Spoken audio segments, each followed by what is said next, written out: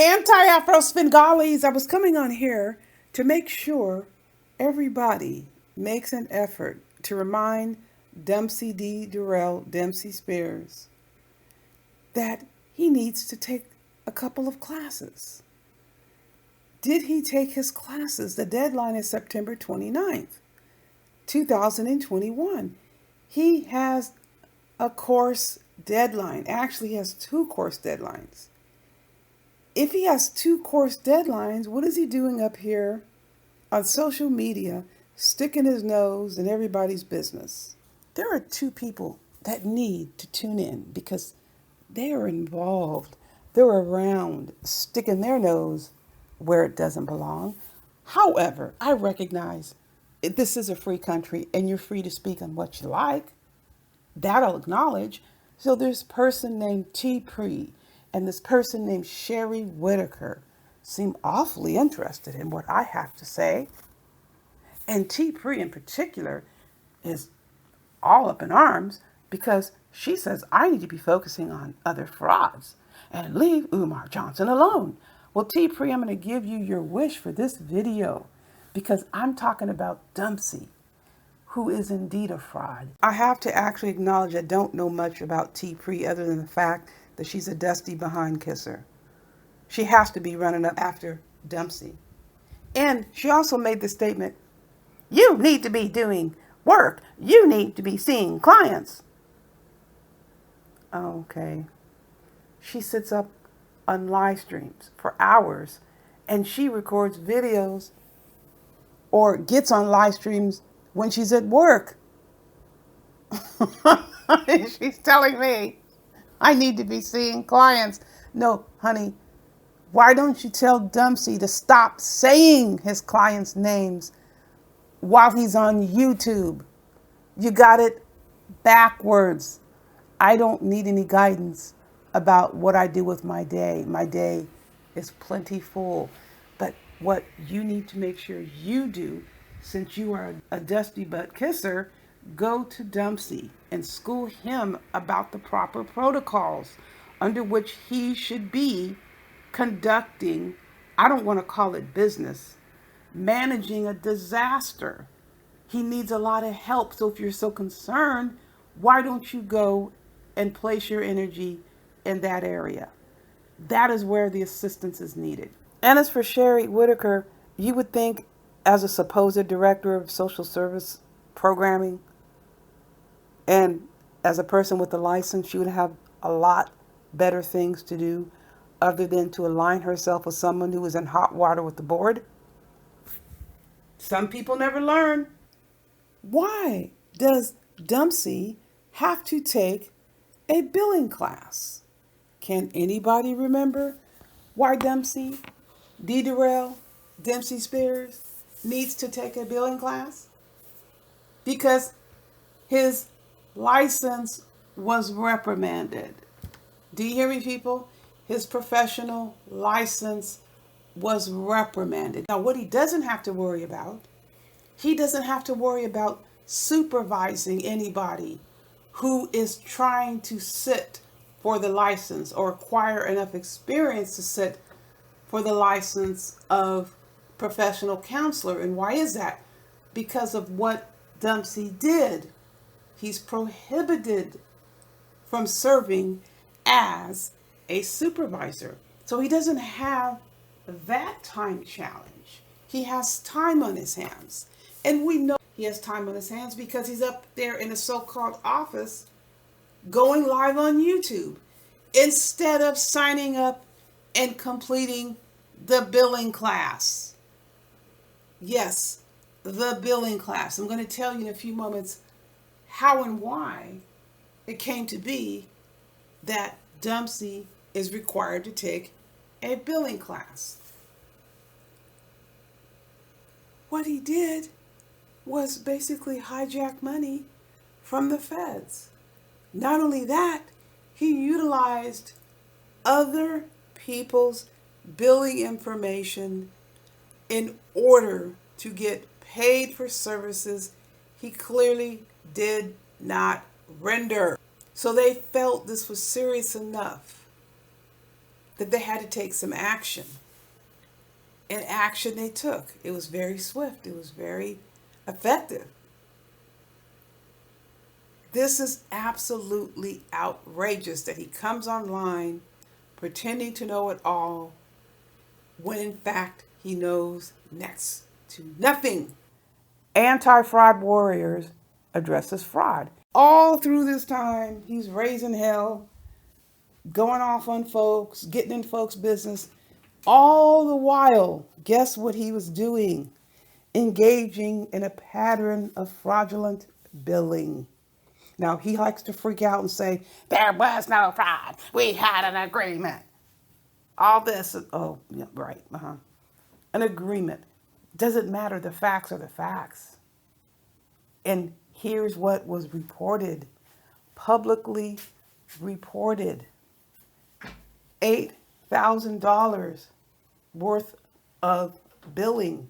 He was paid $8,000, although he had billed on another therapist's license. National provider ID. You have a very unique ID when you send in billing, when you have government contracts, or if a person is covered through any Medicare, Medicaid, state government funded billing. I need to clarify, although this funding is accessed through individual states, it does originate from the federal government.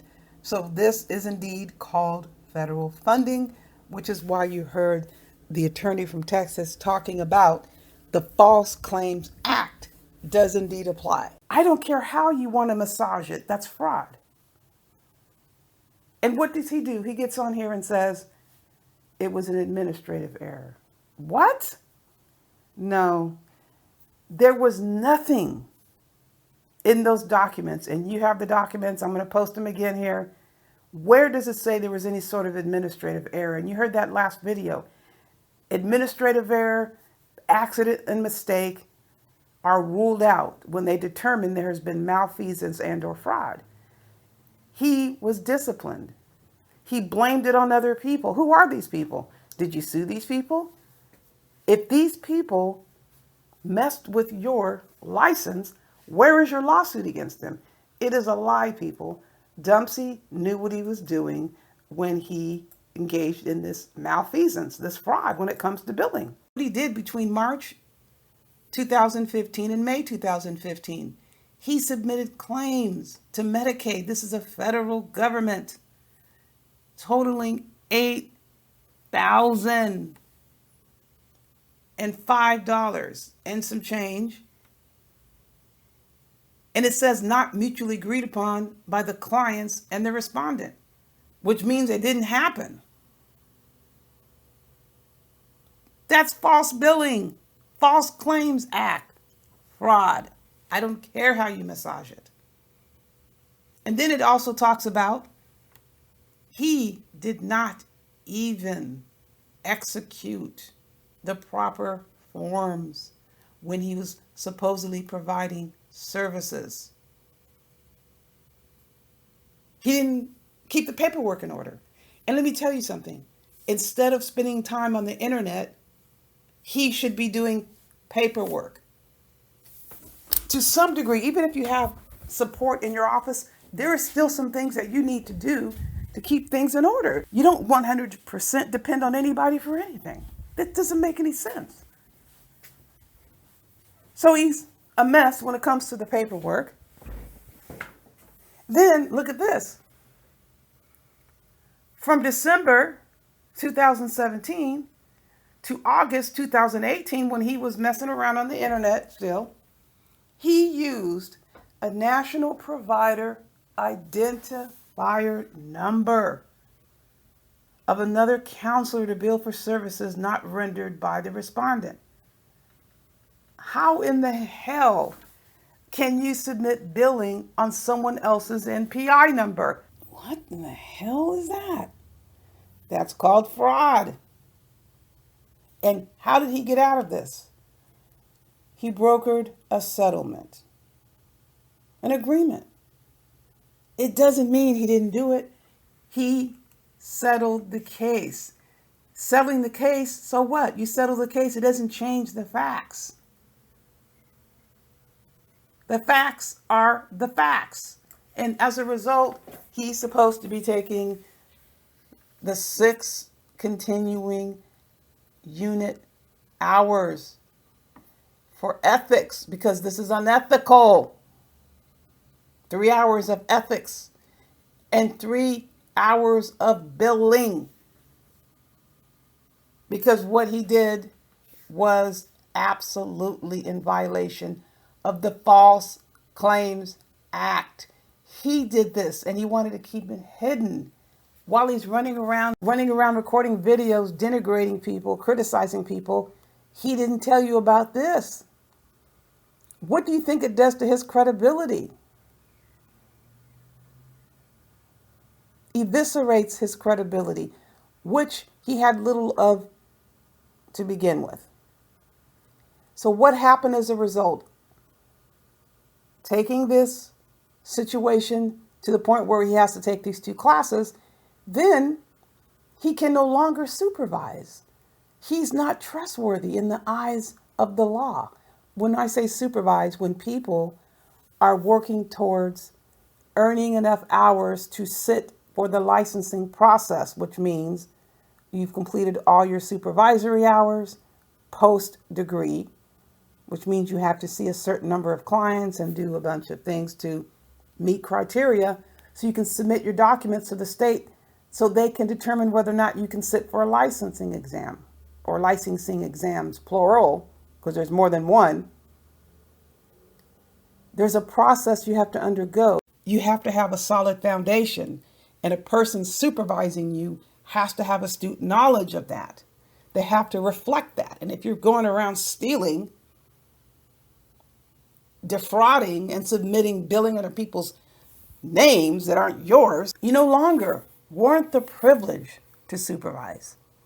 So that was removed. He's no longer able to supervise. He cannot be trusted. Has he learned his lesson? No. Because he was online saying some other shit about me. So Dumpsey just doesn't learn his lesson. Oh, but he will.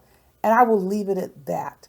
So he gets online making these statements. Where is classes? Post your certificates of completion so we can see them. We doubt that you completed those classes. You have way too much time on your hand. And you look ridiculous, all these things that you're doing online. It is an embarrassment.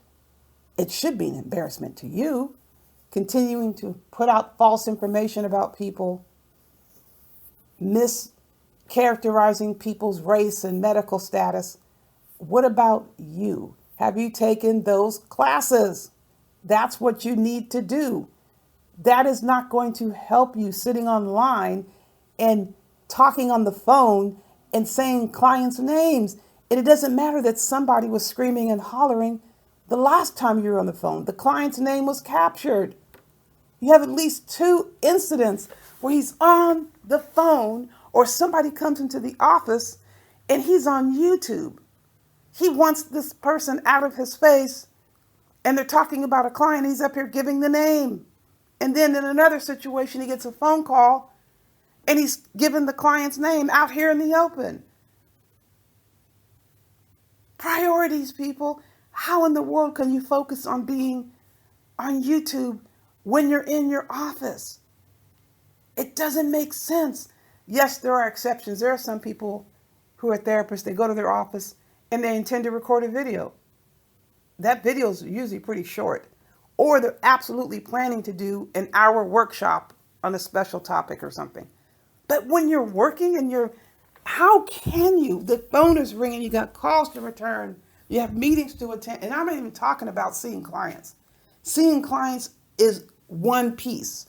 There's so many other things that go along. You got to go in the field. You got to do so many things. And of course, it depends on what type of services you're rendering. I have never been the type of therapist that sat in an office all day long. I do sit in my office, but I'm in the field mainly. I'm going to meetings. You're everywhere. But he goes to the office, and what does he want to do? Turn on YouTube. Doesn't make any sense. But he finally got caught up, and here we are, folks. Listen, if you ever have it in your thought, your heart, your desire to become a public servant, this is not the model. This is the fraudulent way to go about things. That you want to do other things, you want to be on the internet, so you're going to cheat. You're going to submit billing that isn't yours. You're still getting the money, right? He thought he was going to get away with it. They audit you, people. Of course they can't catch everybody. But they caught him, and I'm telling you, I believe they caught him because it involved other people. He's trying to blame administrators, but where are his lawsuits against those people? There are none. And there is no reference in these documents that this was any sort of error. He doesn't want to accept responsibility for what he has done. So he comes onto the airwaves. He comes onto the airwaves making up all kinds of lies about people. Bottom line, you got 2 courses you need to take, and you better watch your step. Because if you continue doing what you are doing, they're going to come right back to you, and you have a history of discipline, and it's going to turn out much, much worse the next time. People steer clear of this type of behavior. This falls under the domain of the anti-fraud warriors and what we do. Be on the alert. Always make sure you know who you're talking to, you know their background. And this is why this information is public knowledge. He keeps telling people that I have disciplinary action on my license. I've never even been contacted by the board. He's tried so hard to get me sanctioned to the point where he was paying people, offering people money to file complaints against me. Do you think I'm going to let that go? Of course not. But we have things we have to do. We can't take on everything at once, but we have the documentation, and that is going to be addressed. You best believe that it will. But for now, we know that Dumpsey, he needs to take these 2 courses because he was cold busted engaging in fraudulent activity. He can scream and holler all he wants. That wasn't fraud. That wasn't fraud. It was fraud. Violations of the False Claims Act. This is serious business. He got a reprieve, and he still hasn't learned his lesson. But what you must do is take note of what you have seen and what you have heard, and never neglect to heed the warning, buyer beware.